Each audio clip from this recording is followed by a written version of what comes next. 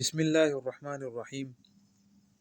تعلیم الاسلام کتاب مونږ شروع کړی دی او د منځو باب مونږ شروع کړی دی. اوس هغې کې چې دی نو د طهارت بیان رالو پکې دا ډېر زیات ضروری دی او دا به انشاءالله نن مونږ ویو. طهارت بیان په انګلیش کې د پیوریفیکیشن هم وایي، د استنجا بیان د دواړو امتیازو یا د ډکو امتیازو نه پس چې کومه پاکي کولی شي په شریعت کې هغې ته استنجا وایي. یعنې د دواړو امتیازو نه یعنې تش یا ډک امتیاز چې مونږ وکړو بیا پاکي مونږ کوم حاصلو نو په شریعت کې چې دی هغې ته استنجا ویل کېږي. اکثر خلکو ته ګورې دا هم پته نه وي د استنجا نه پوهېږي، څوک ورته اودس وایي څوک ورته استنجا وایي.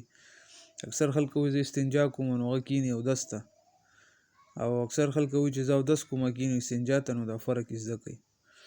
د استنجا طریقه د استنجا بهتره طریقه دا ده چې د دواړو امتیازو یا ډکو امتیازو ځای مخکې په لوټه یا ټیشو وغیره سره صفا کړی شي او بیا په اوبو سره ووینځلی شي.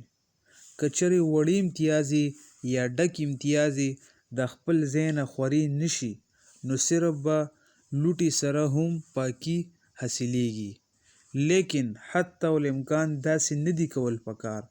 او که چېرې د خپل ځای نه د 1 روپۍ مقدار سره خورې شوي وي، د 1 روپۍ نه مقدار به موږ ته مفتي صاحب به دا خبره کوله چې دا د لاس دا تلی نه دی دا ګول دا مینځ کې دونه مقدار بس،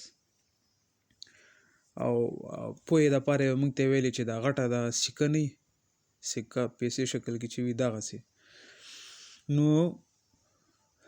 او که چېرې د خپل ځای نه د 1 روپۍ مقدار سره خورې شوي وي نو بیا په اوبو سره وینځل ضروري دي. که د دې 1 روپۍ مقدار نه زیات خورې شوي وي هم که تشې وي هم که ډکې وي نو بیا دا ډېر ضروري دي چې دا موږ ووینځو. صفا خاورې، کاڼي یا د کچه خښتې ټوکړو سره استنجا کولی شي، خو په شرط د دې چې اوبو کې دا مطلب دا چې اوبو لمدې نه وي. نو دا ډېر زیات یو ضروري بیان د طهارت باره کې، او دا انشاءالله یو سلسله شروع شوې ده او انشاءالله چې د مونځ سره څونه مسایل دي نو تر جنازې مونځه پورې به انشاءالله مونږ داسې روان یو. د څونه مونځونه چې دي په حدیث پاک کې راغلي دي دا ټول به انشاءالله مونږ د سوال جواب په شکل کې به ویو او لږ لږ وضاحت به کوو او مختصر به ویو چې زمونږ مقصد دا دی. ټول نه اول مقصد زمونږ دا دی چې زمونږ وخت دا د الله او د الله رسول په هغه کې تیر شي په اطاعت کې، او دویم مقصد دا دی چې مونږ څه علم د استادانو نه زده کړی دی دا د پیغمبر علیه السلام نه سینه په سینه را روان دی.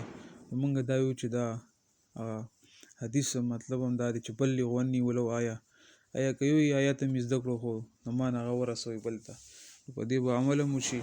او ملګرو ته چې کوم چاته پته ولګي علم پکار دا ده چې بل ملګري ته دې ووایي. ضروري دا نه ده بعضې خلکو ویډیو شیر کړه. زمونږ مقصد دا دی چې یو ملګري ته بس پوهه حاصل شي. که څوک ویډیو حاصلوي خو زما بهتر هغه دا دی زمونږ د استادانو چې ملګري مجلس کې کښېني نو داسې خبرې دې کوي چې یاره ما نن دا اورېدلي دي او یاره په دې راځه نن د دې باره کې زه تاسو ته چاته علم وي نو لږ هغه دې خپل علم د نورو ملګرو ته خور کړي، او چې کوم ځای کې چاته څه مسله وي نو هغه به ووایي چې یاره دا داسې دی دا داسې دی. او دا خبره نه ده چې یو کس له نه ورځي نو انسان خو کمزوری دی، کامل ذات د الله دی. انشاءالله آینده سبق بیا موږ مخکې ویو. صدق الله العظیم.